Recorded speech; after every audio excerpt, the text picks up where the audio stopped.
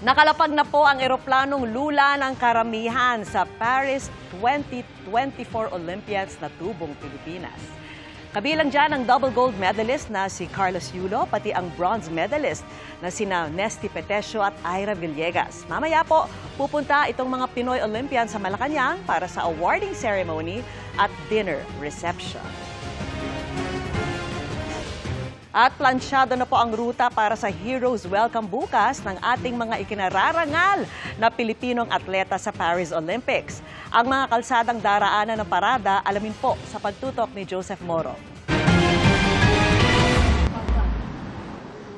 Alas 3 ng hapon bukas magsisimula ang Heroes Welcome para sa lahat ng mga Pilipinong atleta na dumalo sa 2024 Paris Olympics. Ayon sa Metro Manila Development Authority o MMDA, isang malaking pagdiriwang daw ang ikinasanala para sa karangalan dinala ng lahat ng mga Olympians sa pangunguna ni double Olympics gold medalist Carlos Yulo.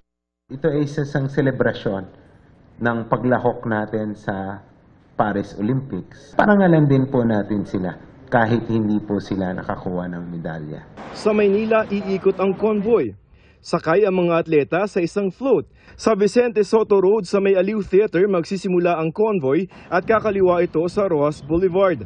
Kung gusto niyo makita yung ating mga Olympians, isa sa kanilang dadaanan ay itong Rojas Boulevard. Sa tapat mismo nitong estatwa ni Dr. Jose Rizal at sandali na titigil dito yung convoy. Simbolikong pagpapakita na sila ang mga makabagong bayani ng ating panahon sa kanilang galing na ipinakita sa Paris Olympics. Mula Rojas Boulevard, kakanan ito sa Padre Burgos hanggang sa Finance Road. Kakanan sa Taft Avenue at kakanan ng Quirino pagkatapos ay sinadyang ikalawa muna ito sa Adriatico kung saan lumaki si Yulo. At pagkatapos ay diretso na sa Rizal Memorial Sports Complex kung saan magkakaroon ng maikling programa na libreng mapapanood ng publiko. Ayon kay MMDA Chairman Romando Artes, hindi magsasara ng kalye para sa parada at nakahanda rin daw sila kung uulan. Hindi rin suspendido ang number coding. Tinatayang mula alas 3 hanggang alas 5 ng hapon ang parada. Stop and go lang naman tayo. Yung ating pong floats ay may provision po for rain cover. Open lang po siya, pero kung sakali pong uulan, meron pong provision siya na may isasabit na lona. Para sa GMA Integrated News, Joseph Morong, nakatutok 24 oras. Nasagip ang tatlong menor de edad na magkakapatid na gumawa at nag-upload ng masaselang video online. Isinanggi ng ina ng mga bata na may kinalaman siya sa insidente. Nakatutok si June Veneracion. Ikaw nag-post video. May nagturo sa'yo? Wala ka na nagturo sa'yo. Ba't ka nag-video? Nirescue ang tatlong magkakapatid na gumawa raw ng maselang video at in-upload sa social media. Gamit umano ng magkakapatid na edad 3 hanggang 8 taong gulang lamang ang cellphone ng ina. Sino ang gumaganyan ng cellphone? Sino nag-video? Sino nag-video nun? Kasi kasama kayo dun. Sila. Sino? Sino? Si Kuya? Ang kanilang ina, iginit daw sa mga otoridad na wala siyang alam sa ginawa ng mga anak. Mapupunta muna sa mga social worker ang pangangalaga sa tatlong bata. Pansamantala po, kukunin namin sa inyo yung custody ng mga bata. Kasi po, hindi naman po natin na sinasabi na pinabayaan nyo. Pero merong pagkukulang po kasi na kulang po sa guidance po. Ang hinala ng PNP Anti-Cybercrime Group, posibleng nagawa ito ng mga bata base sa mga video na napapanood nila online. According po sa mga operatiba natin, nung nagsagawa sila ng initial investigation, ang sagot lang po ng mga bata ay naglalaro lang po sila gamit yung cellphone. Very naive po yung mga batang ito na mali na po pala yung ginagawa nila. Batay sa assessment ng mga social worker, sasailalim sa counseling at seminar ang kanilang mga magulang. Patuloy na nakabantay ang PNP ACG para maiwasang kumalat pa ang post ng magkakapatid. Patuloy po yung investigation natin na in case po na ikalat man ito sa ibang social media account ay ma-take down agad. Ang sinumang mahuhuling magpapakalat ng video ay mahaharap sa paglabag sa Republic Act 9995 o an act defining and penalizing the crime of photo and video voyeurism at Republic Act 11930 o Anti-Online Sexual Abuse or Exploitation of Children and Anti-Child Sexual Abuse or Exploitation Materials Act. Sabi ng PNP ACG, maging aral daw ang kasong ito sa ibang magulang na bantayan ang online activity ng kanilang mga anak. Limitahan daw dapat ang access ng mga bata sa internet at i-monitor ang kanilang mga pinapanood.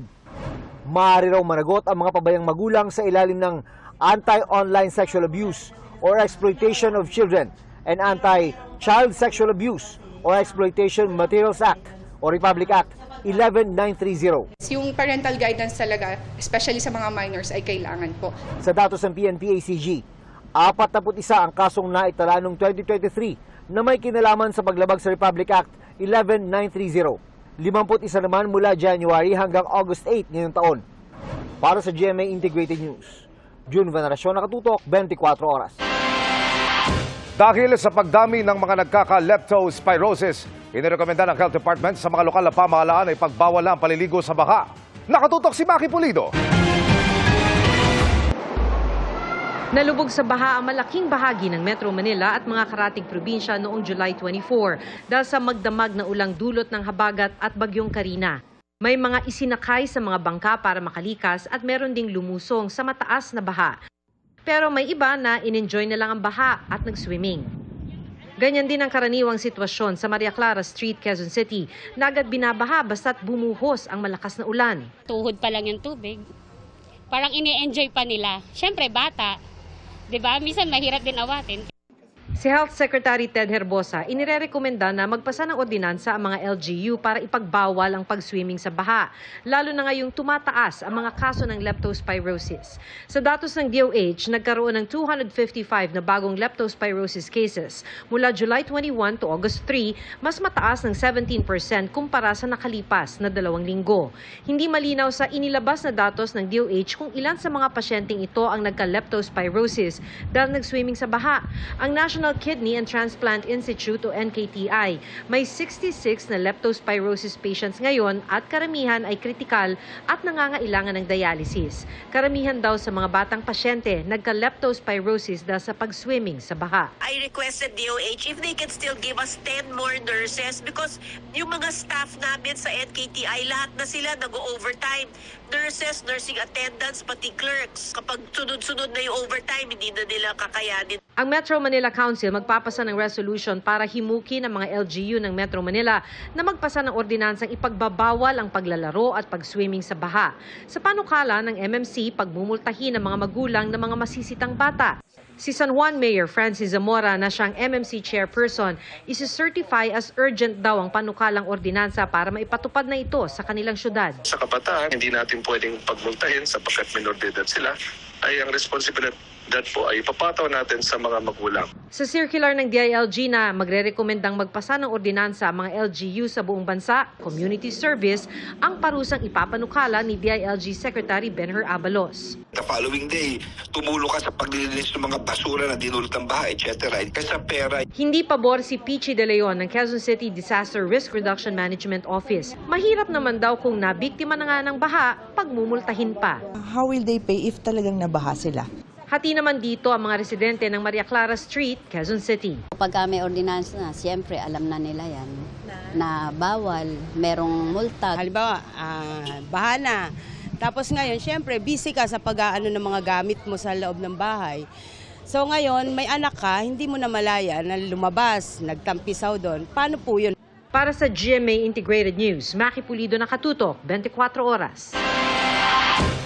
Tanggap umano ng China na mayroong mga RORE o Rotation and Resupply Mission ang Pilipinas para sa mga sundalong Pilipino sa Ayungin Shoal.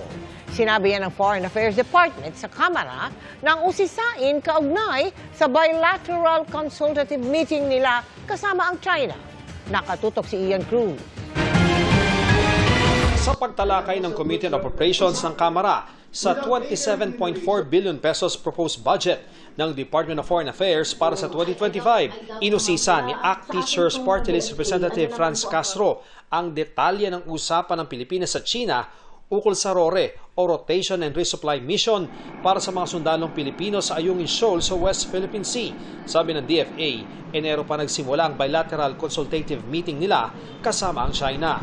Nangyari raw ito sa Shanghai base sa imbitasyon ng China pero walang naabot na unawaan. Kaya inimbitahan naman nila ang mga Chinese counterparts sa Maynila para ipagpatuloy ang usapan noong July 2. June 17, naputulan ng daliri ang isang sundalong Pilipino sa isang RORE mission sa Ayungin Shoal. Pero matapos ang pag-uusap ng dalawang bansa nitong July 2, nagkaroon ng provisional understanding ang magkabilang panig na dahilan kung kaya naging payapa na ang mga sumunod na RORE mission. So the salient points po of the provisional arrangement is basically, one, this provisional arrangement is without prejudice to our national positions. Ito po siguro pinaka-importanting provision nitong provisional arrangement. And number two, this will be subject to review. Ang pangunahing punto raw, tanggap na ng China na may RORE missions ang Pilipinas. There is already an agreement that our Chinese friends have agreed that there is a RORE. RORE meaning rotation and reprovisioning of essentials. So the details of this meeting is, I would really request for an executive session kung mamarapatin po ng chair because of the sensitivities of the arrangement. Kokonsultahin pa raw ng komite ang kanilang chairman upang mabatid kung maaring itakda ang executive session bago sumalang sa plenaryo ang proposed budget ng DFA. So, definitely, RORE lang po ang pinag-usapan dito. Definitely yung RORE. Okay, so makakatiyak ba tayo later na dahil sa ganitong pag-uusap, yung provisional agreement, wala nang mangyayaring mga harassment or mga, and even siguro sa ating mga mangingisda? On the particular understanding, we have made very clear to China that we will honor the provisional understanding. And we expect China to honor it. Nitong August 8, sinabi ng Armed Forces of the Philippines o AFP na nagsagawa ng dangerous at provocative maneuvers ang People's Liberation Air Force aircraft at nagbuga pa ng flares sa NC-212I aircraft ng Philippine Air Force sa airspace ng Bajo de Masinloc. Bagay na pinalaga ng Pangulo. Gayunman, handa raw nating harapin ng China para ito ay pag-usapan. On this particular incident, what was really upsetting was the use of flares by China. Yun ang ano namin doon. But anyway, we're open to any discussion. But at any rate, Scarborough Shoal is within our legal rights and sovereignty. We'll always maintain that. So any talks we have with China, that will be our position. But it doesn't mean we're not willing to talk with China. Para sa GMA Integrated News, Ian Cruz, nakatutok 24 oras. Sa mga balak mag-abang sa homecoming parade ng mga Pilipinong atleta na dumalo sa 2024 Paris Olympics, huwag kalimutang magdala ng payong. Base sa datos ng Metro Weather, posible ang mga pagulan sa Metro Manila sa hapon kung kailan gaganapin ang Heroes Welcome para kay Olympic double gold medalist Carlos Yulo at mga kapwa Pinoy Olympian. Sa ibang bahagi ng Luzon, sa hapon din inaasahan ng heavy to intense rains. Partikular sa Northern at Central Luzon, pati sa Mimaropa. Sa Visayas, umaga pa lamang may chance na ng ulan sa Negros Oriental at ilang bahagi ng Bohol. Halos buong Visayas na ang ulanin pagsapit ng hapon. May mga inaasahan din pagulan sa Barm at Soxargen bukas ng umaga. At halos buong Mindanao na ang posibleng ulanin pagsapit ng hapon. Pero posibleng babawasan pagdating ng gabi. Ayon sa Pag-asa, may 2 bagyo sa labas ng Philippine Area of Responsibility pero walang direktang epekto sa bansa. Hanging habagat pa rin ang weather system na nagdadala ng mga pag-ulan partikular sa Luzon. At eto na nga, inaabangan natin, nakarating na po ang eroplanong sakay ang mga Pinoy Olympian mula po sa Paris. At nakatutok mula sa Villamor Air Base, si Mariz Umali.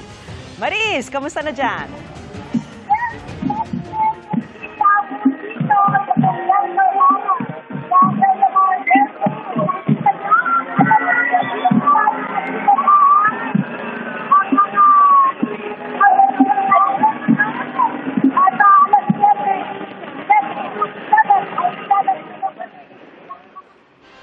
Yan po ang tinig ni Mariz Umali. Ang nakikita niyo po ngayon itong live na sitwasyon sa Villamor Air Base. Nakarating na nga itong mga atletang Pinoy na lumahok at nagbigay ng karangalan sa 2024 Paris Olympics. Kabilang siyempre dyan yung 2-time Olympic gold medalist na si Carlos Yulo na nanalo doon nga sa men's gymnastics sa floor at vault. Siyempre, inaasahan din natin ang pagdating ni Ira Villegas na nanalo naman ng bronze medal sa women's flyweight division at Nesty Petesio na nanalo rin ng bronze sa women's featherweight division. Ito na po yung best finish ng Pilipinas sa loob ng 6 na dekada ng paglahok natin sa Olympics. At ayan na nga po ang ating golden boy na si Carlos Yulo na nanalo ng 2 gold medal dito sa 2024 Paris Olympics. Hawak-hawak niya ang watawat ng Pilipinas at proud na proud niyang pinapakita ito sa lahat ng mga well-wishers na nag-aabang sa kanya dyan. Winawagayway nila ang mga Pinoy flag para dito sa ating Pinoy Pride na si Carlos Yulo. At ngayon tawagin po natin si Mariz Umali. Mariz, kamusta na dyan? Ang taas siguro ng energy. Ayan! Vicky, naririnig mo ako? Naririnig mo ako? Yes na yes. Hello? Yes, go ahead, Mariz. Kaya nga na nabanggit ko ay a very festive ang mood dito sa presidential hangar ng Villamor Air Base, Vicky. At nakikita na natin na nakababa na nga ang ating mga magigiting na mga Olympian.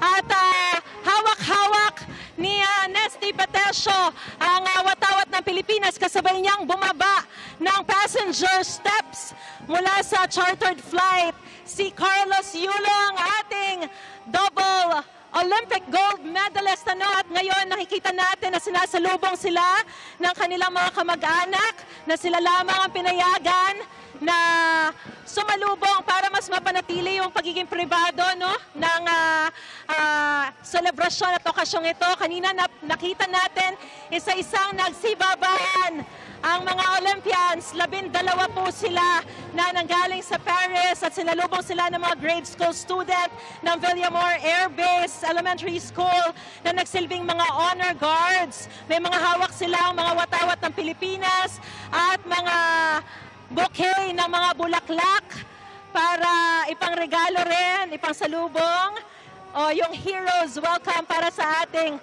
mga syempre mga Olympians. 7:07 ngayong gabi nang nag-touchdown dito sa Villamor Air Base via chartered flight ng Philippine Airlines PR888. Ang pinakaabangan natin, ang pinakaabangan na sambayanang Pilipino, ang magigiting natin mga Olympian na nagtaas ng watawat ng Pilipinas sa mundo. Kabilang nga, gaya na nabanggit ko, ang ating Olympic double gold medalist na si Carlos Yulo na dumating na sa bansa. At 50 mga grade 4 students ng Villamor Air Base Elementary School ang sumalubong sa kanila. Kasama rin yung mga Olympian na nauna na nga dumating dito at mga pamilya ng mga atletang ito, Bukod kay Kaloy, kasama na nakita natin na dumating ang mga bronze medalists na sina Nesty Patesio at Ira Villegas at iba pa mga Olympian na sina Ando, Elrin, weightlifting, Bakyadan, Hergy, boxing, Saniza, John, weightlifting, Hoffman, Lauren, athletics, Yumir, Marshall, boxing, Ernest John Obiena o EJ Obiena, athletics or pole vault, Carlo Paalam, boxing, Vanessa Sarno, weightlifting, John Christopher Tolentino, athletics. 5 Olympian naman ang narito na nakasama sumalubong sa mga Olympian na ito na sina Giovanni Delgaco, Jarrod Hatch, Kiyomi Watanabe, Kyla Sanchez, Sam Katantan. At narito rin ang Philippine Air Force Band para mas maging festive yung mood. 5 ang hindi na sumabay sa pag-uwi ayon sa Office of the Presidential Protocol, Vicky, dahil may iba pa raw silang mga kompetisyon kung saan dumiretso na sila. Kabilang dyan sina Ardina Doti, Alea Finnegan, Levi Jung Ruvivar, Emma Malabuyo, Bianca Pagdanganan. At kasama rin ng buong delegasyon sa Philippine Olympic Committee President Bambo Tolentino at iba pang opisyal ng Philippine Olympic Committee. Nauna nang bumaba sila at mga coaches, tanging mga miyembro naman ng pamilya, gaya ng binanggit ko, ang pinayagan sumalubong sa kanila dito sa presidential hangar. At kanina nakausap natin yung ilan sa mga kaanak, si Dominic Cordero Villegas, kapatid, kuya at former coach ni Ira. At sabik na sabik daw sila at proud na proud sa tagumpay ni Ira. At malaking karangalan na raw ito na lumaban si Ira sa Olympics at tuloy ang ensayo para sa LA 2028 Olympics. At Yung mga Olympian na ito ay bibigyan lang na ilang minuto na makapag-refresh sa loob bago dumiretso sa Malacanang kung sila sasalubungin ni Pangulong Ferdinand Marcos, First Lady Liza Araneta Marcos at First Family, at magkakaroon doon ng awarding ceremony na susundan ng dinner reception. At bawat isa sa mga Olympian gagawaran ng presidential citation ni Carlos sa Paris Olympics na double gold pa, ay pagkakalooban din siya ni Pangulong Marcos ng Presidential Medal of Merit.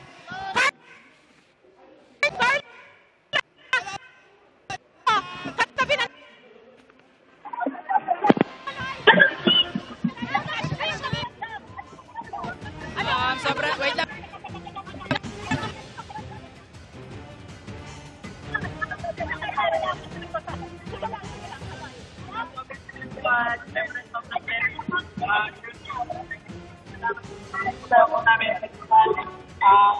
Kailangan po tayo lang ng Panginoon na panalo tayo ng isang medalya. Panalo po namin. Panalo po namin ng medalya. Panalo po namin. Of course, meron pa po akong isa pa pong Olympic 28. Paghahanda ko po yun na mabuti at magpa-practice pa po ako na maigi pa. Kaloy, how do you plan to reward yourself? Lalo mo, after this one, magbabakasyon, magpapahinga, bago yung ating pagsabak sa susunod na Olympics. Of course, magpapahinga din po. Siyempre, kailangan ko gumawa ng mga plano po for the next cycle po ng Olympics. Yun po. Salamat po. Carlos, how do you plan to reward yourself, Carlos? Carlos, how do you plan to reward yourself? Balik na po. Sorry. Ayan, mga kapuso.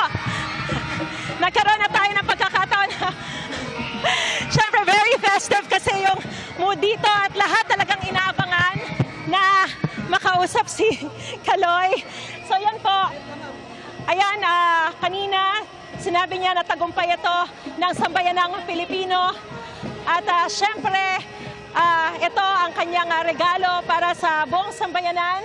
Ngayon po, si Kaloy ay pumasok na, si Carlos ay pumasok na sa Maharlika Hall kasama ng iba pang mga Olympians. Magkakaroon sila ng pagkakataon. Nasaan ba siya? Magkakaroon ng pagkakataon na Chloe, ito si Chloe naman kasama rin niya. Chloe, anong mensahe mo? Para sorry, wag na raw. We respect that. Mga kapuso, Kaloy, sakay ng chartered flight. Gaya nga po ng binanggit ko kanina, ay mabibigyan sila ng pagkakataon na makapag-refresh dito sa Maharlika Hall. At ilang sandali lamang po yan. Kanina nakabang na yung mga 3 bus para sakyan ng mga Olympian. Diretso na po sila sa Malacanang kung saan naman nag-aabang, naghihintay ang awarding ceremony at dinner reception para sa mga Olympians na ito. Doon ay sasalubungin sila ni Pangulong Bongbong Marcos, ni First Lady Liza Araneta Marcos at First Family. At doon po ay gagawaran ng presidential citation ang bawat isa sa mga 17 na mga Olympian na dadalo po sa selebrasyong ito. At may Presidential Medal of Merit naman si Kaloy para sa pinakamataas na tagumpay na kanyang nakamit. At mga kapuso, mahaba pa ang gabi ng mga Olympian na ito dahil pagkatapos sa Malacanang naman ay meron pang victory party para sa mga Olympians na ito at para rin po sa mga pamilya nila sa isang hotel naman dito sa Pasay City. So hanggang sa masandaling ito ay nandito po yung mga media na nag-interview, pero yung mga Olympians po ay pinapasok na doon. Off-limits na po ito para sa mga media para mabigyan sila ng private time naman nila para sila. Alright, yan po ang ating gold medalist na si Mariz Umali. Maraming salamat sa iyo, Mariz Umali.